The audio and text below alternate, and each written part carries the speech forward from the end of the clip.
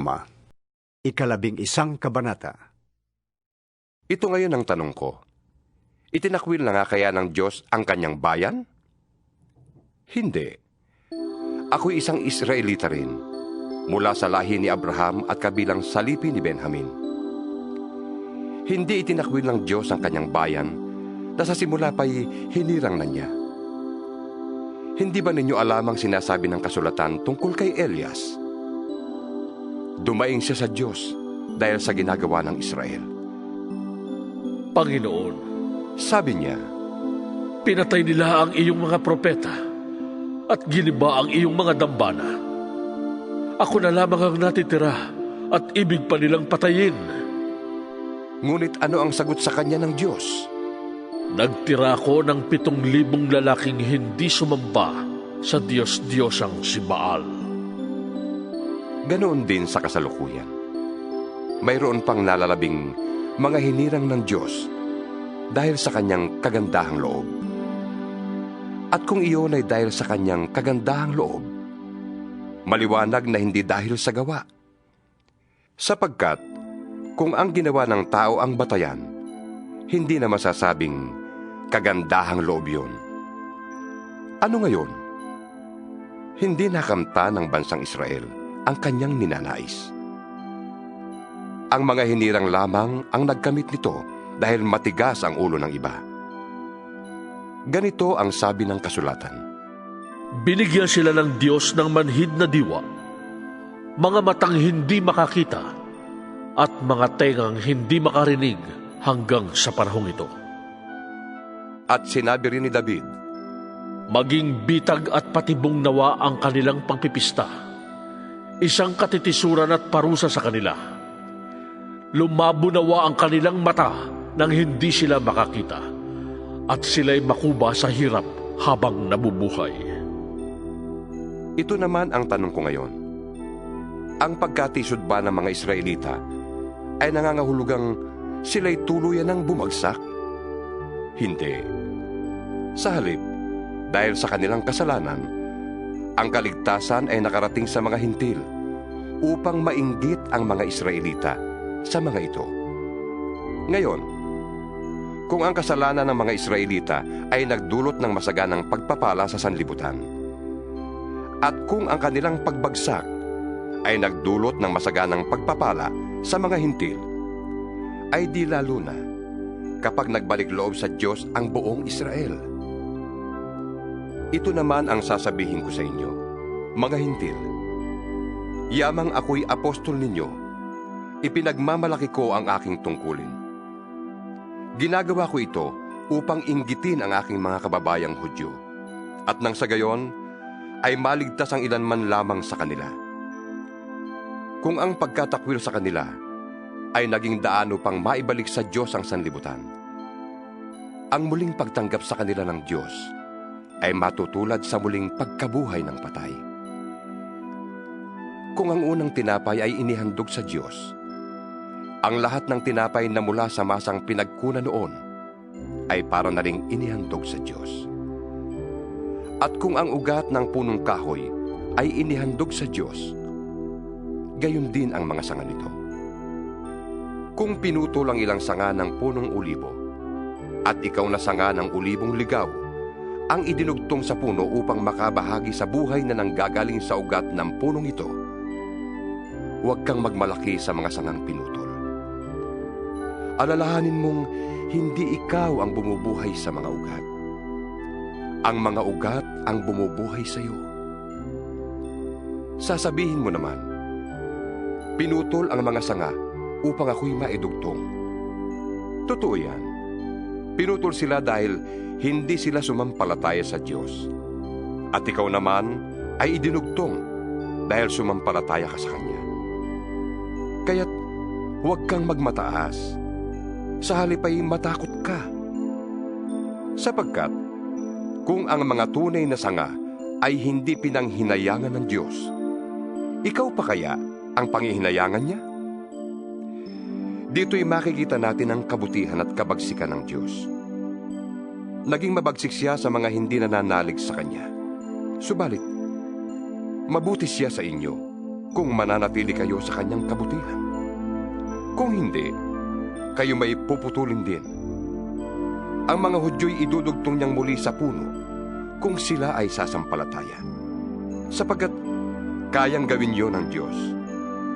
Kung ikaw na sanganggaling sa ulibong ligaw ay naidugtong sa tunay na ulibo, kahit nasalungat ang ganoon sa takbo ng kalikasan, lalo pang madaling idugtong sa puno ang mga tunay na sanga nito.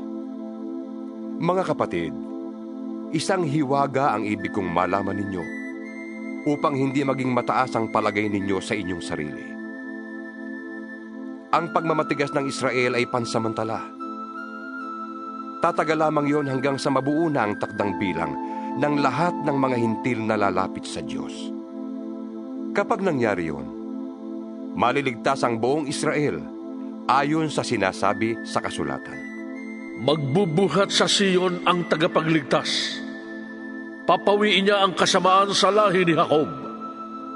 At ito ang gagawin kong kasunduan namin kapag pinawi ko na ang kanilang mga kasalanan. Dahil tinanggihan ng mga Israelita ang magandang balita, sila'y naging kaaway ng Diyos, at kayong mga hintil ang nakinabang. Ngunit dahil sa sila'y hinirang ng Diyos, sila'y mahal pa rin niya, alang-alang sa kanilang mga ninuno. Sapagkat hindi nagbabago ng isip ang Diyos tungkol sa kanyang mga kaloob at pagtawag. Noon, kayong mga hintil ay hindi sumusunod sa Diyos. Ngunit ngayon, kayo ay tumanggap ng habag ng Diyos nang hindi sumunod ang mga Hudyo. Gayon din naman, ngayong nahahabag ang Diyos sa inyo. Ang mga Hudyo naman ay hindi sumusunod upang mahabag din ang Diyos sa kanila. Sapagkat hinayaan ng Diyos na maalipin ang lahat ng tao sa kasalanan upang maipadaman niya sa kanila ang kanyang habag. Lubhang napakasagana ang kayamanan ng Diyos. Di matarok ang kanyang karunungan at kaalaman. Sino ang makapagpapaliwanag ng kanyang mga kapasyahan? Sino ang makakaunawa ng kanyang mga pamamaraan? Gaya ng nasusulat. Sino ang nakakaalam sa pag-iisip ng Panginoon? Sino ang maaaring maging tagapayo niya? Sino ang nakapagbigay ng anuman sa Diyos na dapat bayaran ng Diyos? Sapagkat mula sa Kanya at sa pamamagitan niya at sa Kanya ang lahat ng bagay. Sa Kanya ang karangalan magpakailanman. Amen. 12 kabanata. Kaya nga, mga kapatid, alang-alang sa masaganang habag ng Diyos sa atin, ako'y nakikiusap na ialay ninyo ang inyong sarili bilang handog na buhay, banal at kalugod-lugod sa Kanya. Ito ang karapat-dapat na pagsamba ninyo sa Diyos. Huwag kayong umayon sa takbo ng mundong ito. Mag-iba kayo sa pamamagitan ng pagbabago ng inyong isip upang malaman ninyo ang kalooban ng Diyos, kung ano ang mabuti, kalugod-lugod at ganap na kalooban niya. Dahil sa kaloob ng Diyos sa akin, sinasabi ko sa bawat isa sa inyo, huwag ninyong pahalagahan ang inyong sarili ng higit sa nararapat. Sa halip, pakaisipin ninyong mabuti ang tunay ninyong katayuan, ayon sa sukat ng pananampalatayang ipinagkaloob ng Diyos sa bawat isa sa inyo. Kung paanong ang katawan ay binubuo ng maraming bahagi at magkakaiba ng gawain ang bawat isa, gayon din naman, kahit na tayo'y marami, nabubuo tayo sa iisang katawan ni Kristo. At tayong lahat ay bahagi ng isa't isa. Tumanggap tayo ng iba't ibang kaloob ayon sa kagandahang loob ng Diyos. Kaya't gamitin natin ang mga kaloob na yan. Kung ang ating kaloob ay pagsasalita ng pahayag mula sa Diyos, magpahayag tayo ayon sa sukat ng ating pananampalataya. Kung paglilingkod ang ating kaloob, maglingkod tayo. Magturo ang tumanggap ng kaloob sa pagtuturo. Magpalakas ng loob ang may kaloob sa pagpapalakas ng loob. Kung pag-aabuloy ang iyong kaloob, mag-abuloy ka ng buong kaya. Kung pamumuno naman, mamuno ka ng buong sikap. Kung pagkakawang gawa ang iyong kaloob, gawin mo yan ng buong galak. Maging tunay ang inyong pagmamahalan. Kasuklaman ninyo ang masama at pakaibigin ang mabuti. Magmahalan kayo bilang tunay na magkakapatid at pahalagahan ninyo ang iba ng higit sa pagpapahalaga nila sa inyo. Magpakasipag kayo at huwag maging tamad. Buong puso kayong maglingkod sa Panginoon. Magala kayo dahil sa inyong pag-asa. Magtiyaga kayo sa inyong kapighatian at laging manalangin. Tumulong kayo sa pangangailangan ng mga kapatid at patuloyin ninyo ang mga taga-ibang lugar. Idalangin ninyo ang mga umuusig sa inyo. Idalangin niyo sila at huwag sumpain. Makigala kayo sa mga nagagala at makitangis sa mga tumatangis. Magkaisa kayo ng damdamin. Huwag kayong magmataas. Sa halip ay makisama kayo kahit sa mga dukha. Huwag ninyong ipalagay na kayo'y napakarunong. Huwag ninyong gantihan ng masama ang masama. Sikapin ninyong mamuhay ng marangal hanggat maaari. Makisama kayo ng maayos sa lahat ng tao. Mga minamahal, huwag kayong maghihiganti.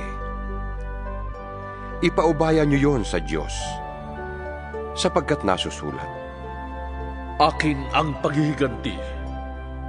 Ako ang gaganti, sabi ng Panginoon. sa halip, gaya ng sinasabi sa kasulatan, Kung nagugutom ang iyong kaaway, pakainin mo. Kung nauuhaw, painumin mo. Sa gayon, mapapahiya siya sa kanyang sarili. huwag kang magpadaig sa masama, kundi daigin mo ng mabuti ang masama.